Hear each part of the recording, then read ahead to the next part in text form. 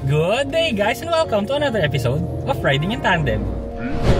RIT, Riding in Tandem, RIT. With me RM, at sa episode na to samahan nyo kami mag-drive simula sa Puerto Princesa papuntang El Nido, Palawan. Ano, ready na ba kayo?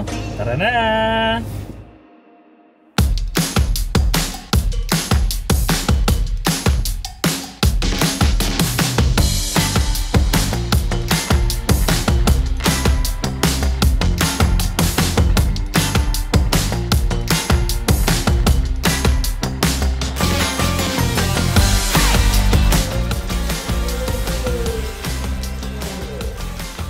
Muna tayo sa sponsor ng ating video, ang Attosport.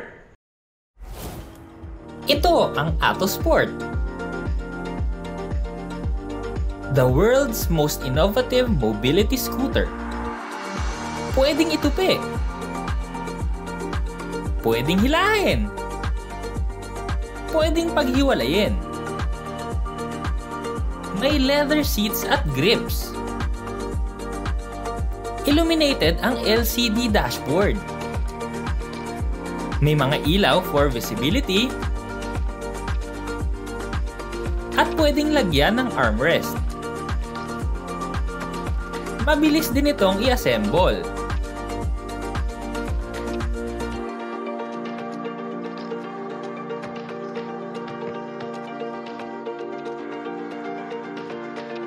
May maximum speed na 10 km/h. Shock absorbing at flat free ang gulong. Mataas ang ground clearance. Naka-disc brakes.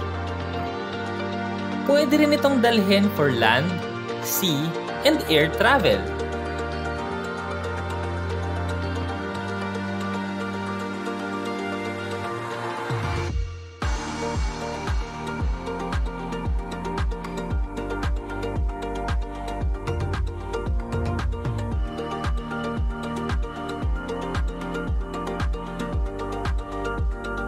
More than 20 kilometers na tuloy-tuloy ang kayang puntahan. Engineered with flair, designed with passion for performance. Be active, be free, be yourself. Attosport, moving life.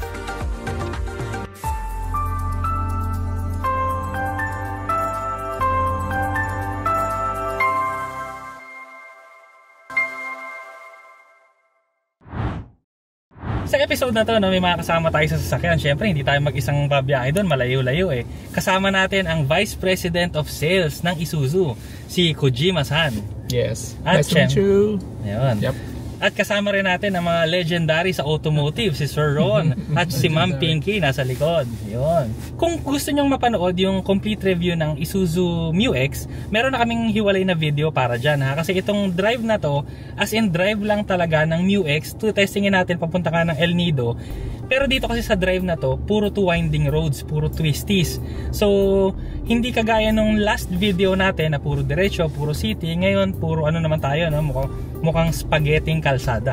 Explain na rin natin ng konti yung sasakyan para sa inyo, no? Para sa mga hindi pa nakapanood ng video namin, makita nyo na rin. So, gustong-gusto ko talaga yung styling nitong bagong Isuzu MU-X eh. Kasi mas ano siya, mas aggressive siya. Yung design niya, functional talaga. Kagaya nung bumper natin sa unahan, no?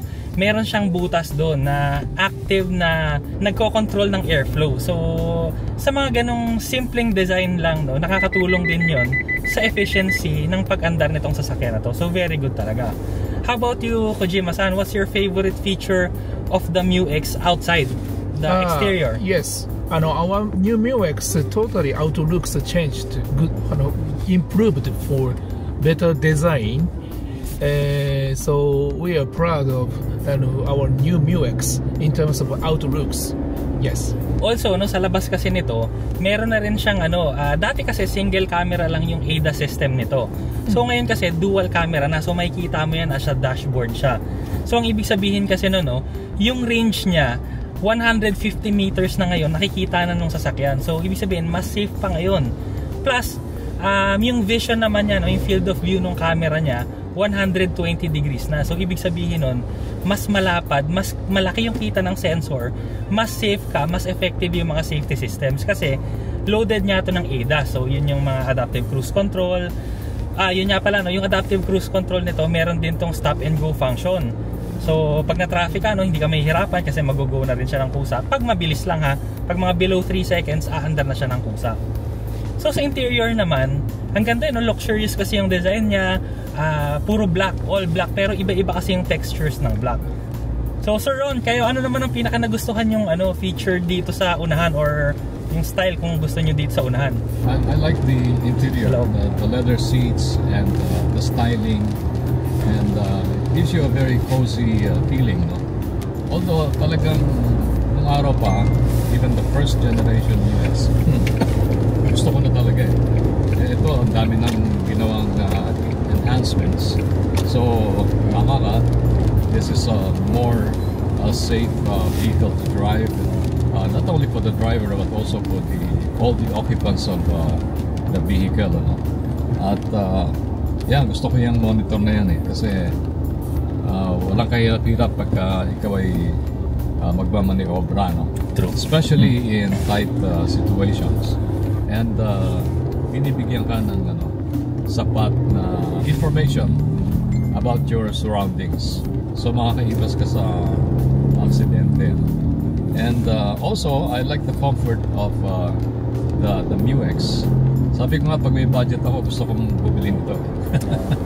Pero matagal pa yun. Saktong-sakto, Sir Ron, kasama natin yung Vice President of Sales. Makakuha tayong malaking discount. Oh, yes. I promise. Do you have promos for this moment? At this moment, we have many, many? Yes, campaign and promotions for new MUX, and we will continue that campaign to the end of this year. Yes. Na-drive ko na itong MUX, the second generation, and I think itong bagong MUX, bagay din sa car camping. Ay, true. Itutupi mo lang itong second row, and then put maybe kahit manipis lang na mattress at the back. And you can already sleep at the rear, no? Maluwag siya, good for 2 persons, no?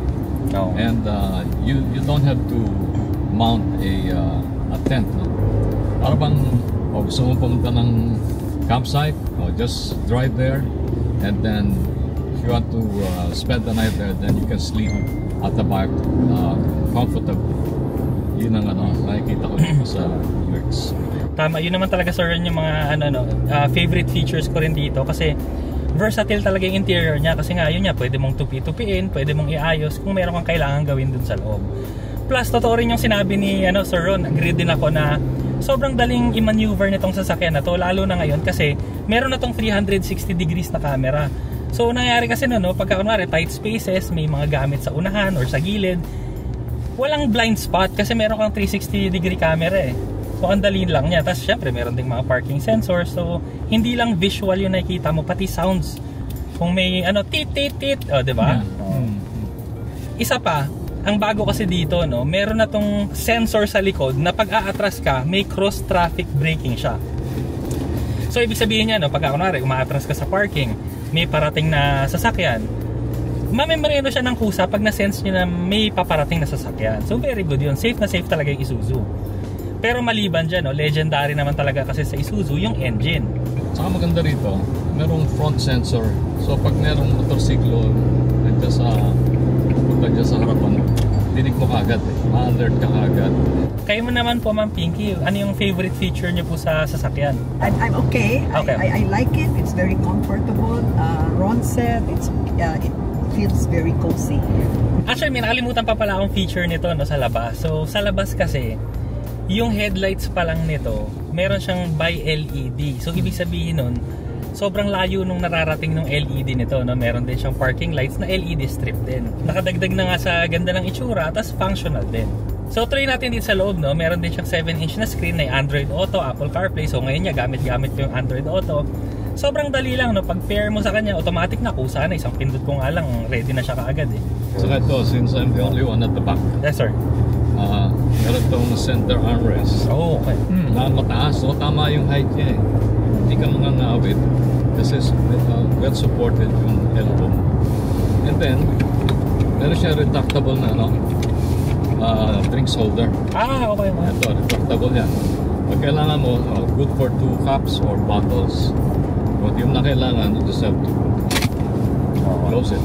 Sa safety din, no, meron din pala tong video recorder. Yung iba naglalagay pa ng dashcam. Ito kung sana meron ka ng dashcam kaagad na built-in. Kung safety talaga, no, kitang-kita yan, may recording na siya kaagad. Medyo papalapit na tayo sa bundok ngayon, no, mamaya-maya, medyo twisties na tayo. So Sir Ron, mga ilang beses ka na ba dito sa kalsada na tong dumaan? Maraming beses na rin. The last time was, last year, 2024. One of my earlier trips to Palawan was with Isuzu. Ah, okay. We drove the crosswind from Puerto Princesa City to Club Noa. Doon yun sa may Taytay, no? Oh. And from Taytay, we have to leave the crosswind units at the port.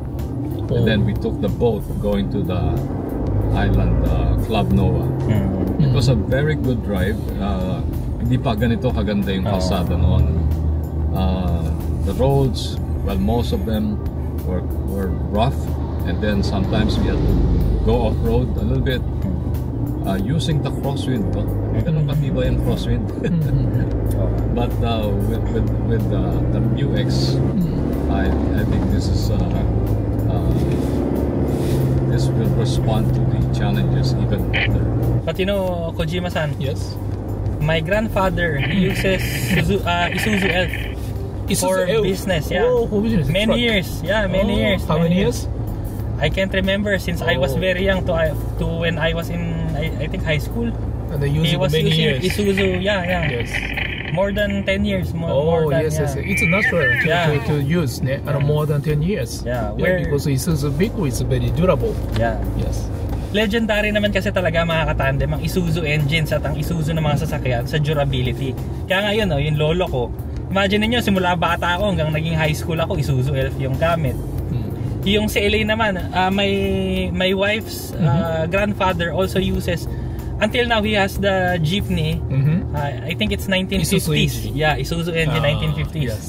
Yeah, so it's still moving, but no more for not for jeepney. He just keep it for For family. No, he just keeps it for his memory. Memory. Yeah. Oh. Yeah. Because Isuzu is like a part of the family. Part of the family. Yeah. Oh, thank you very much. Actually, I made a short video of that. I-try natin lagay dito, Edward. Ito ang jeepney ng lolo ni Elaine. 1950s pa yan. Sobrang luma na pero umaandar pa. Tingnan mo ang itsura sa loob. Maayos pa, no?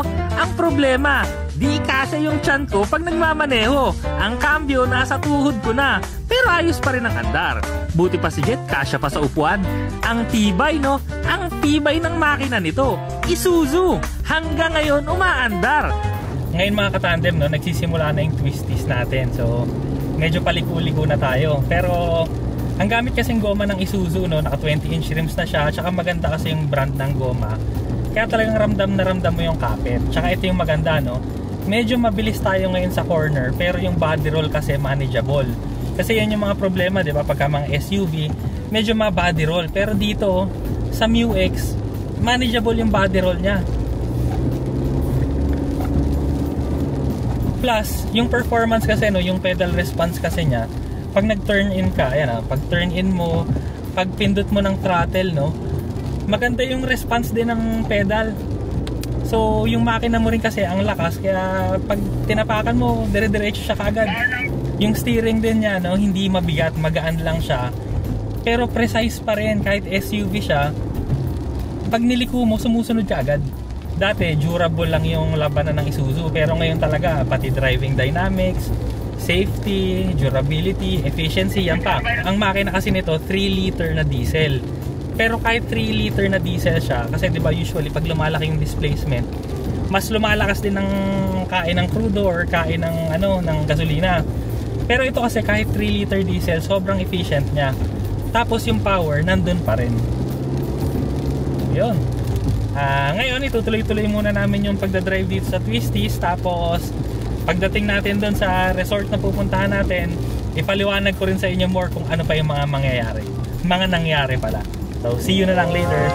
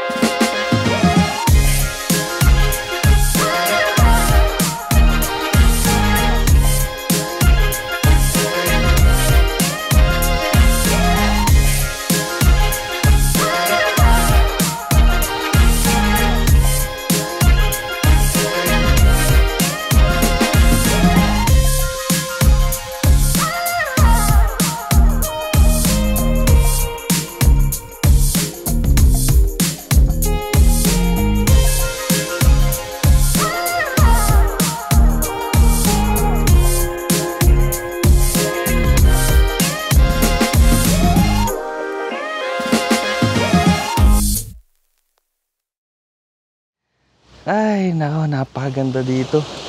Bago tayo mag-usap tungkol dun sa Isuzu MU-X na dinrive natin, no, tingnan nyo muna yung paligid ko. Kasi napakaganda talaga dito, no. Nasa El Nido Beach tayo sa Palawan. Nasa Leo Beach tayo. So, Seda tayo nagsistay ngayon. Tingnan nyo yung dagat sa harap natin. So, maglalakad-lakad na lang ako dito para makita nyo naman kung nasaan tayo, no. Diba? Actually, mga katandem, no. Una, magpapasalamat muna ako sa inyo dahil kung wala yung suporta nyo, hindi rin tayo makakarating dito sa ganito kagandang lugar. Tsaka syempre, pasalamat muna tayo sa Isuzu Philippines kasi sila yung nagsama sa atin dito. At sa mga naghahanap naman ng mga malilibutan, ay nako, tingnan nyo naman yung paligid natin ngayon, no? So, pwede kayong maglibot dito sa Palawan. Napakaganda dito. Actually, hindi lang ako dito nanggaling sa Palawan, no? Nung naglanding kami, nanggaling kami sa Puerto Princesa. Pero dati kasi nakapaglibot na rin kami doon, no? Nagpunta kami doon sa Underground River, nagpunta kami doon sa Crocodile Farm, sa Baker's Hill, at marami pang mga iba. Pero, yun nga, no? Sobrang ganda ng Palawan. Puerto Princesa pa lang yun. Pero tingnan nyo naman dito sa El Nido, no? Level up. Saan ka nakakita ng dagat na ganito na habang nagsiswimming ka dito sa dagat, no, may backdrop ka pang mga island, di ba? So, sobrang ganda. Plus, may island hopping dito na pupunta kayo sa mga islands. Tapos, meron kayong kayak, ganyan. May private beach pa kaming pinuntahan. Sobrang ganda talaga. So, para sa mga nanonood nito, no, hindi naman tayo tourism channel. Pero, kung magkakaroon ng chance na pupunta kayo dito sa El Nido Beach, i-grab niyo yung opportunity kasi napakaganda talaga dito. Tsaka imbis na mag-abroad kayo, no, check niyo muna yung mga tourist spots dito sa Pilipinas na feeling ko isa sa mga world's best na pwede mong puntahan kasi sobrang ganda talaga. Anyway, balik tayo dun sa Isuzu MU-X, no. So sa pagdadrive ko nga kahapon, ang sarap-sarap niyang gamitin kasi very comfortable, precise yung steering, kahit SUV kasi siya, tas puro twisties kasi, more than around 280 kilometers yung dinrive namin, nakaramihan twisties talaga. So, dun sa lakad natin na yun, napakagandang gamitin ng MU-X kasi nga, kahit may mga turns, kahit umuulan, kahit may konting lubak, kayang-kaya ng MU-X. Sa mga biyaheng kagaya nito, maganda talaga pagka ang gamit mo.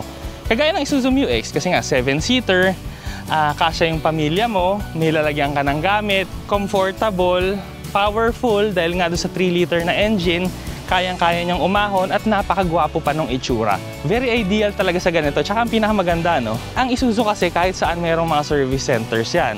Parts, hindi ka mamumroblema. Service, hindi ka mamumroblema. Yung long-term use, hindi ka rin mamumroblema. Kagaya nga kami, di ba? Yung mga lolo ko, ang gamit na talaga Isuzu, no? Yung lolo ko, Isuzu Elf. Yung lolo naman ni Eli, no? Meron siyang jeepney dati na hanggang ngayon, umaandar pa rin yung Isuzu na engine niya. So, ganun siya katibay. So, kung naghahanap ka talaga ng maporma, napaka-porma ng bagong itsura ng MU-X ngayon. Kung naghahanap ka ng maporma, powerful, smooth, comfortable, reliable, na family car, 7-seater, okay na okay yung Isuzu MU-X. Maraming salamat ulit sa Isuzu Philippines sa pagdala sa amin dito, no? At kayo rin, mga katandem, nako, ganda! Maraming salamat sa panonood. Sana nag-enjoy kayo sa video na to. O, next video na! RIT, riding in tandem. RIT, riding in tandem. RIT, riding in tandem. Siksik na impormasyon mula kay RM at Elaine. RIT